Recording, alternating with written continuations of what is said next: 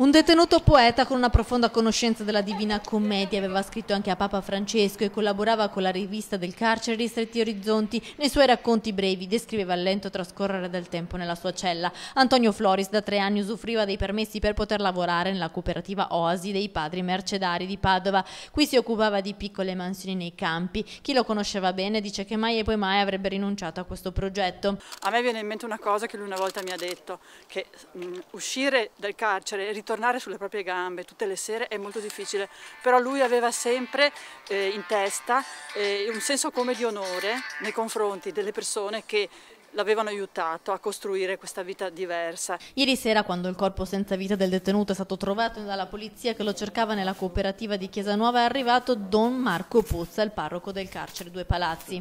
Purtroppo continua questa situazione purtroppo di inferno che c'è anche dentro la nostra realtà.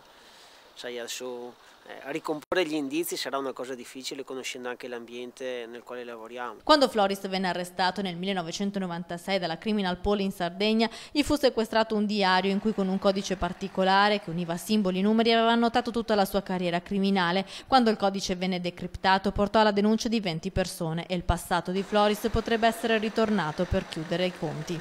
Sicuramente dietro ogni persona che ci abita in carcere ci sono dei conti che sono rimasti in sospeso e purtroppo a volte noi mettiamo in conto che vanno anche a finire così, però anche questo è il rischio della rieducazione, cioè noi possiamo valutare il lavoro che facciamo nel momento in cui un detenuto esce e prova a reinserirsi nella società.